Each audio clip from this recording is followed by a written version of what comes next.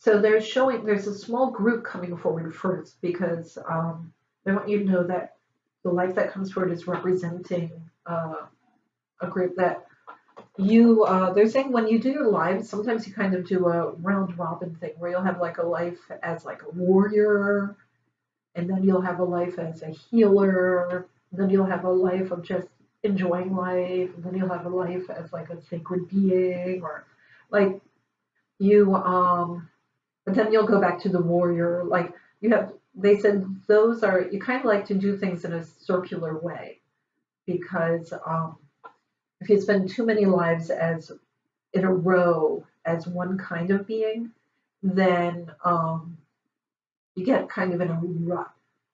So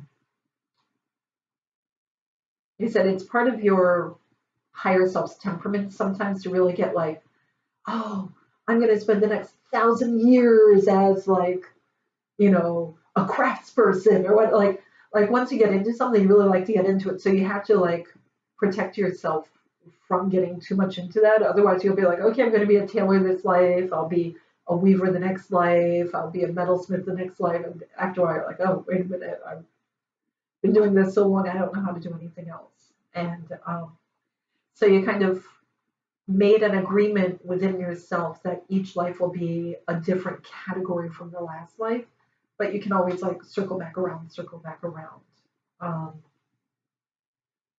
But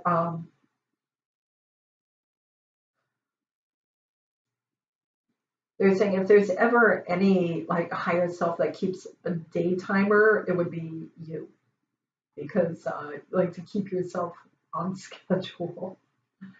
I don't know if that resonates with you in any way. Or that's I've never. This is like new for me. That's weird. 2 months. Yeah.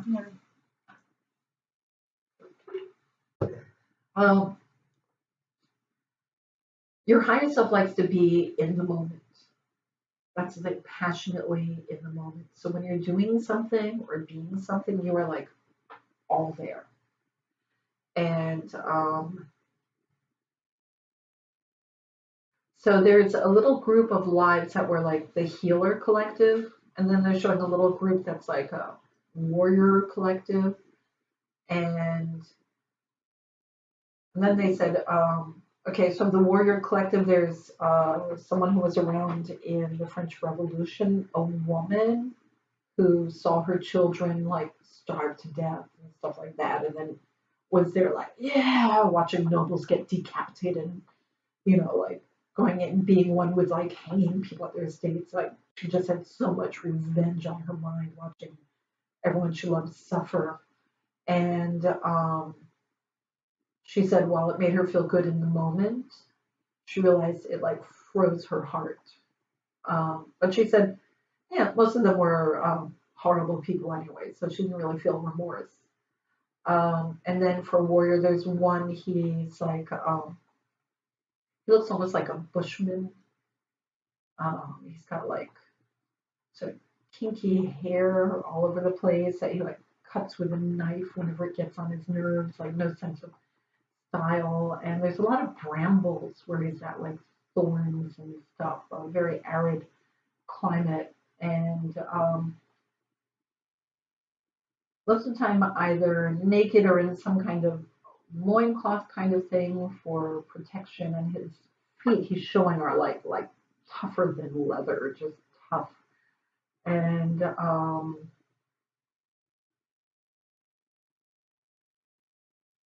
okay, so I'm asking why he called himself a warrior, why he's in the warrior clan group. And he's saying that he had to protect his people from being invaded by like outlanders. And then, so there's a few others, but they're kind of stepping back because they said you don't need to, you just need to know that the warrior spirit is strong in you. And if you ever need to access it, you got a lot there that will step up for you, both male and female. But on the healers, there's two classes. You have some that were like the nature healers, so there's shamans, witches, herbalists,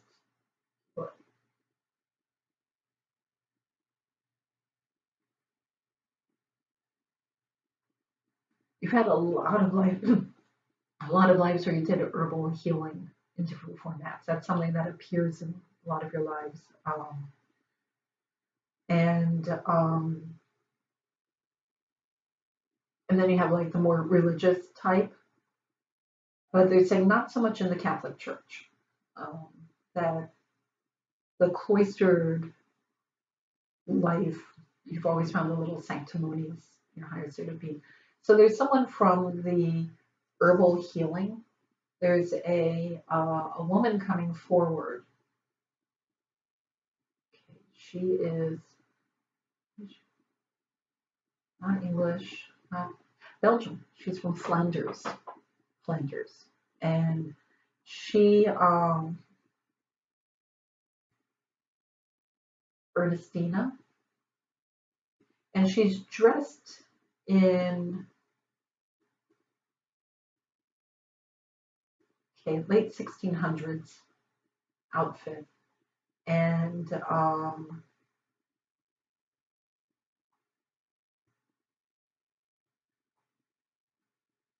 she's telling me she's dressed in a dirndl. I don't know what a dirndl is, but anyway, she lived in the countryside, and she had a great love for using the physical earth to heal people. She didn't know about energy healing, but she was a powerful hands-on energy healer. People said that she could lay her hand upon a corpse and the corpse would come back to life. But she said this actually came from a situation where people thought a man was dead, and he happened to come back to life when she put her hands on him to check. And she said in the old days, people were sometimes labeled dead before they were dead. But she said energy was flowing through her into him.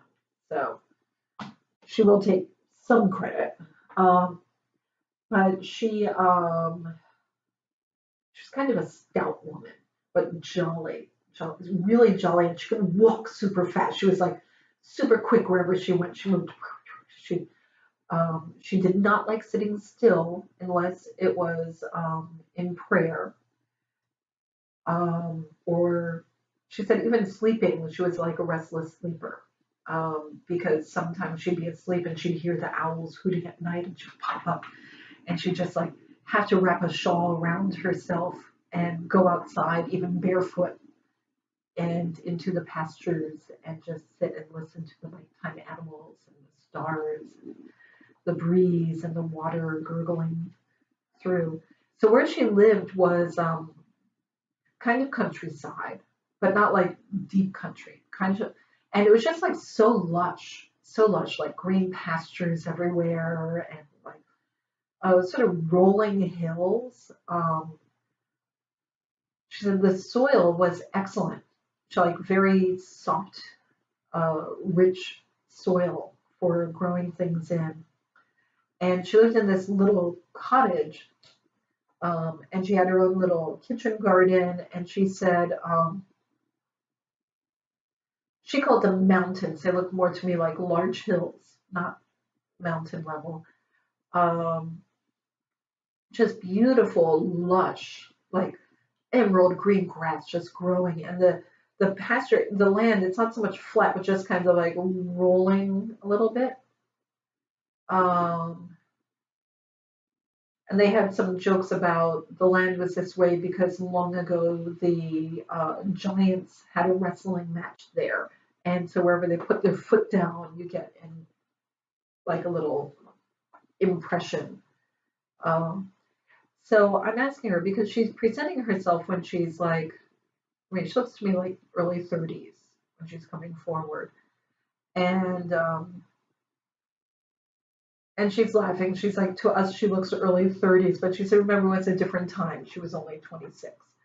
And people didn't age so well back then. And she had several children.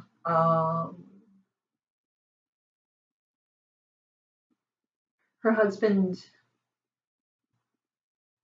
okay, she's like, he's not part of this, but he had some job that involved horses and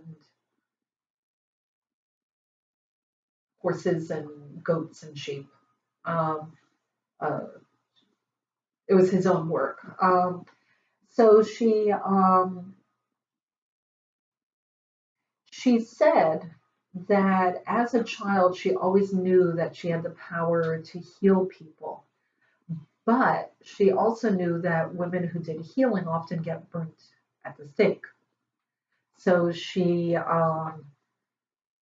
was very careful to make sure that everyone knew her power was always God flowing through her, which meant there was a lot of things she did not do. Like she never did love potions, or um, she said the only herbal stuff she did was basically commonly accepted herbal remedies. You know, like willow. No,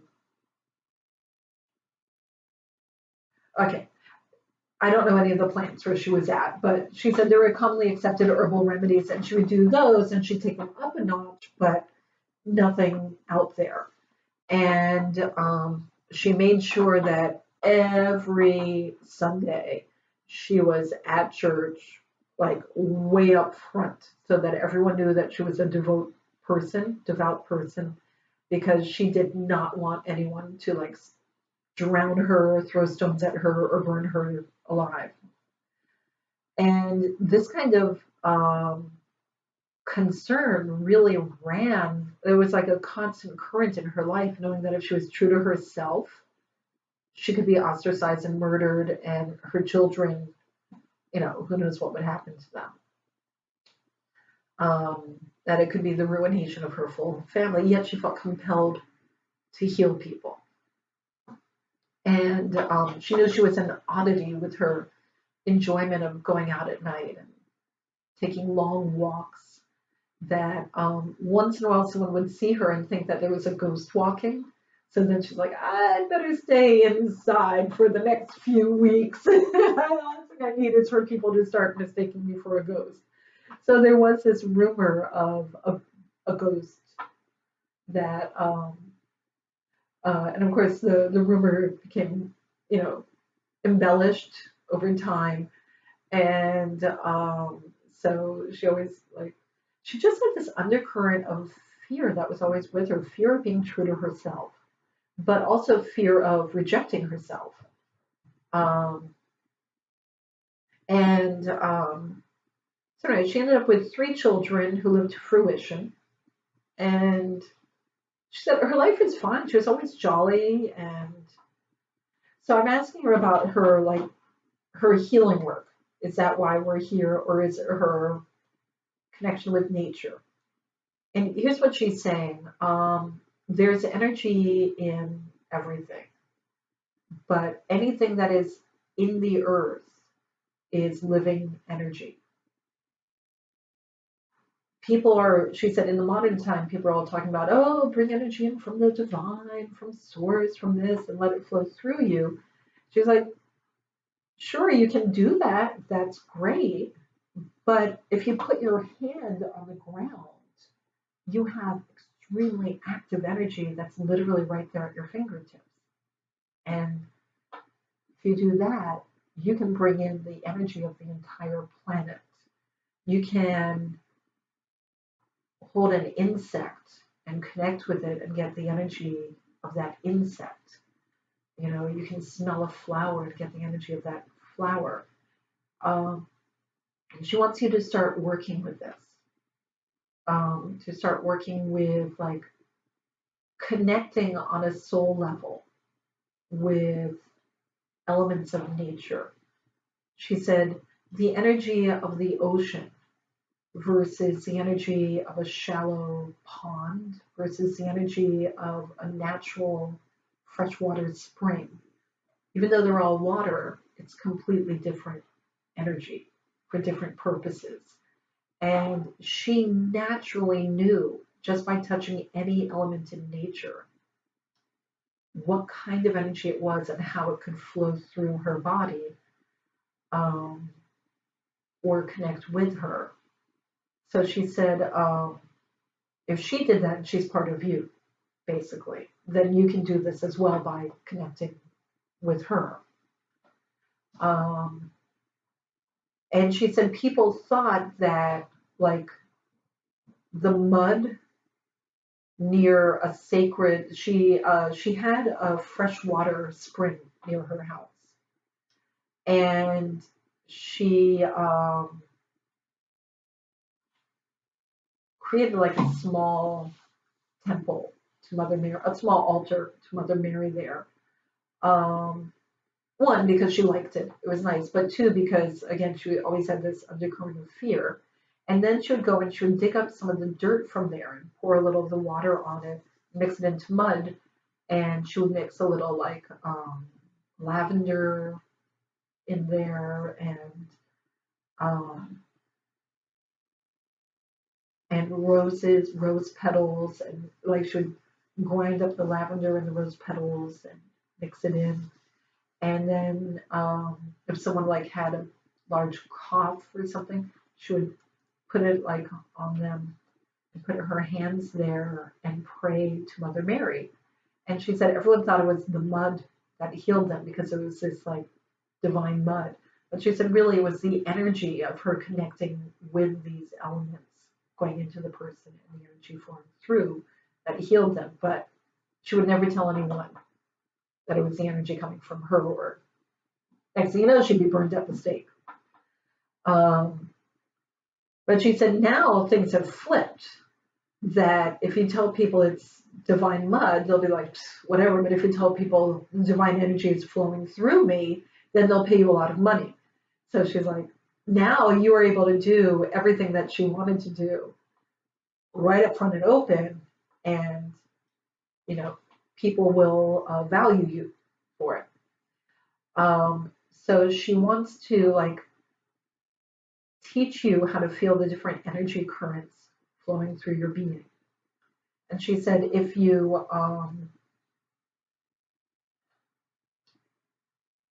okay, I'm asking because this is like, you know, it's one thing to say, oh, learn from one of your past selves how to do something. It's another thing to actually implement it. See, do you study energy healing? Do you do energy healing? Okay, well, this is something I think you need to start learning. And she'll be with you because certainly this is something that keeps coming up in our conversation about you with energy and you connecting with people and places. So there's all different types of energy healing out there, and there's all different classes. Don't worry about certification, and don't spend a ton of money on anything. In fact, if you were to take like a 3-month-long certification class, you'd probably find early in that you're picking up much quicker, and that by the end of 3 months you're bored. So they're saying go to some Reiki shares. Those are usually like free to $20, and the people who are leading the Reiki share will sort of teach you as you're going along. Do a little research on different kinds of energy healing, because this is now like several lives have come forward talking about energy flowing.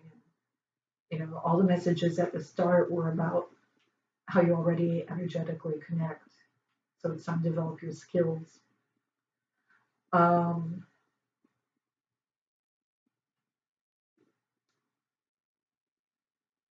So Ernestina,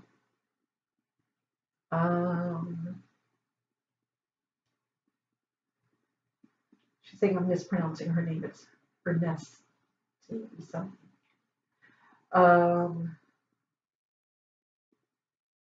She says also learn pendulum work, because it's important for you to have absolute faith that the truth is the truth, so that you don't have any self-doubt on things. And when you learn pendulum work and you're holding a pendulum, what you need to do is empty out your head and let yourself become a clear channel. So when you ask a question, it's energy from the divine coming through you and moving the pendulum, as opposed to your subconscious moving the pendulum. And she said that will be good for you, because that will really help you separate what is Shireen and what is divine energy flowing through Shireen and feeling the difference between it, so that you'll release any self-doubt. So, Ernestina, she wants to share a little story with you, and then she's going to hightail out. So one night when she was 7 years old, she awoke in the middle of the night, and she said her family lived like in the deep country. She awoke in the middle of the night, and she could hear the outdoors calling her. She said it was almost as though the essence of nature was reaching through the windows of her home and shaking her, saying, "Come out and join us."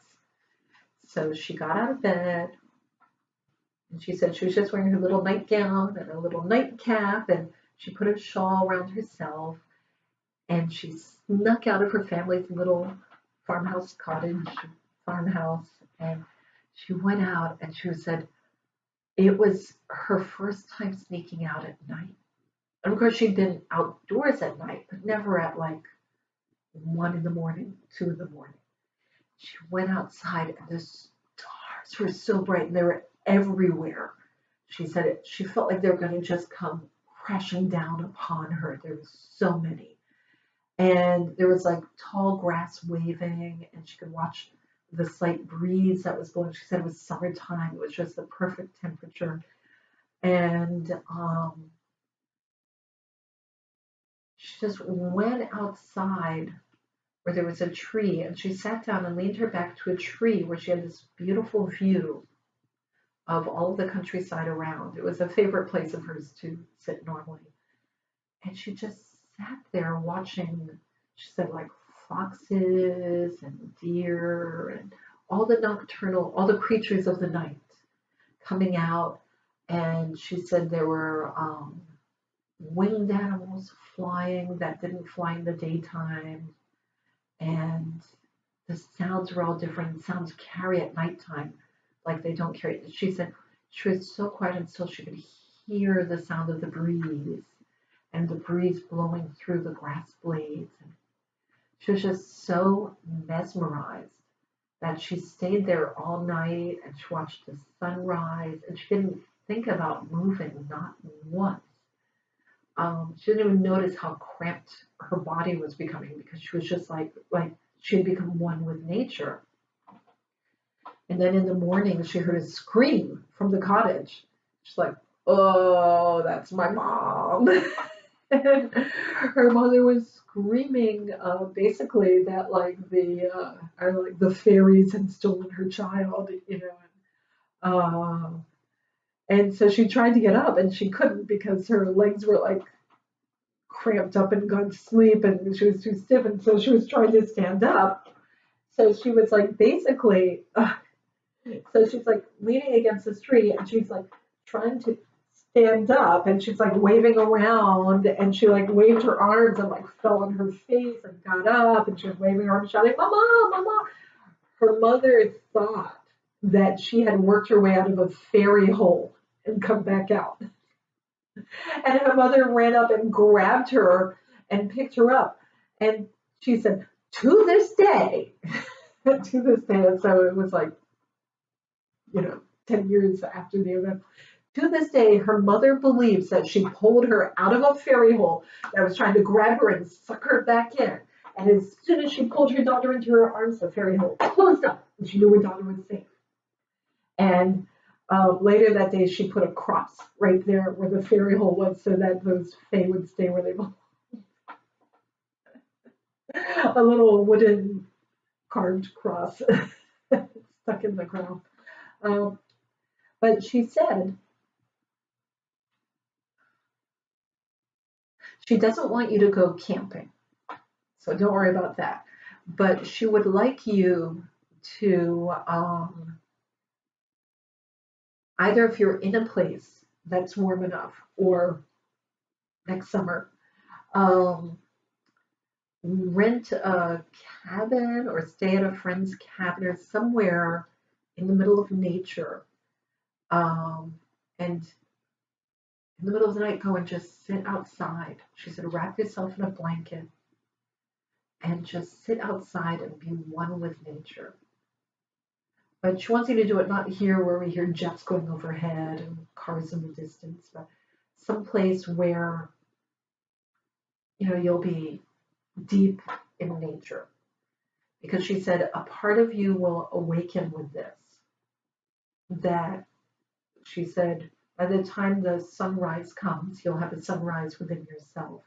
That you'll have some epiphanies about the true power that's within you. And she's saying you are so much more connected with nature than you realize. Um,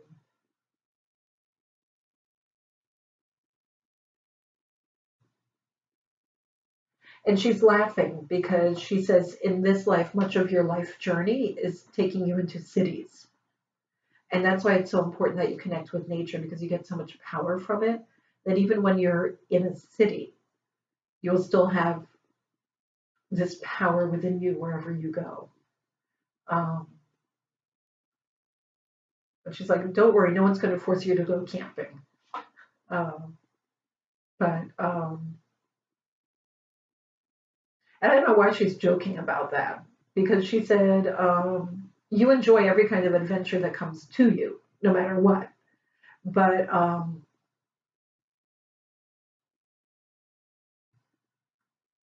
but she's showing this path where you go to cities. I'm even seeing like New York City and London and Tokyo. She said you're going to have some international work coming for you. And that's why it's so important that you carry the essence of your being within you. She's saying it's really, really important that you look in yourself and you know who you are and you're true to who you are. She said for you, that will mean accepting how extraordinary you are without self-abasement. Does that you're a little self-critical or you push yourself hard, which means um, you can push yourself hard and still recognize how extraordinarily glorious you are. Um, because the pushing yourself is for a goal out there ahead of you. The accepting is for being within yourself. And they're two separate. Um,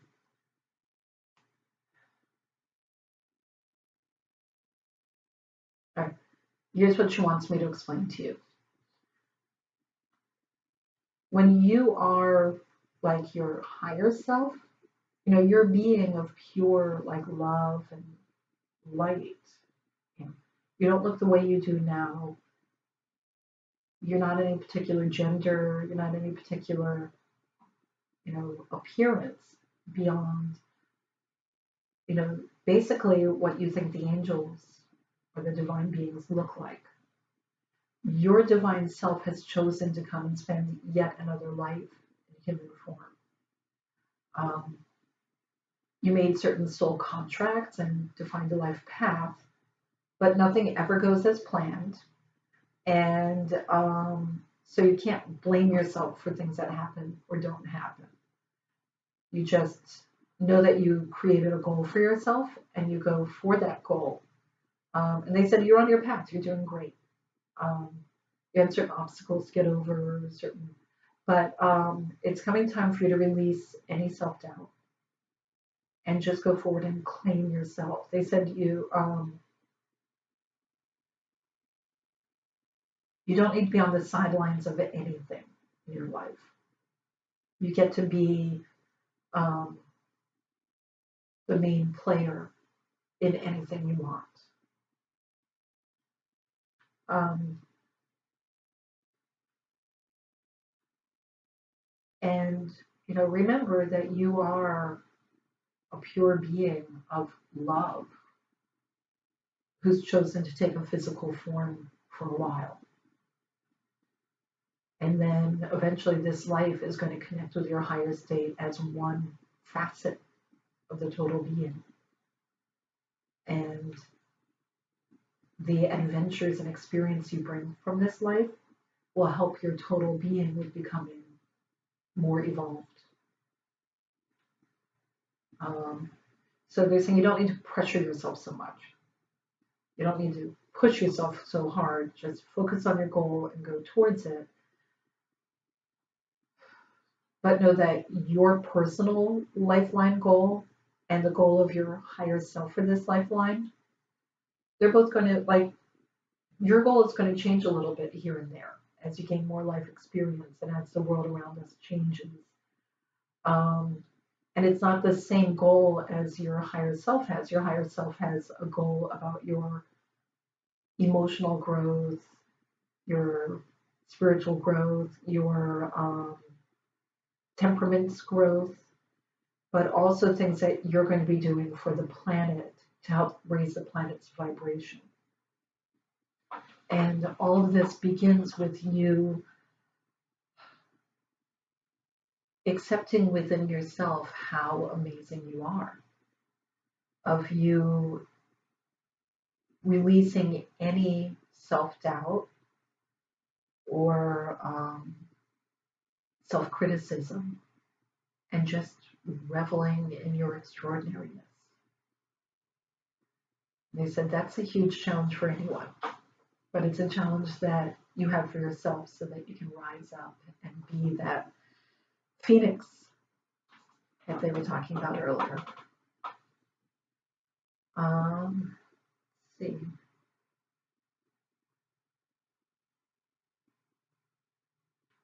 Do you have any questions at the moment?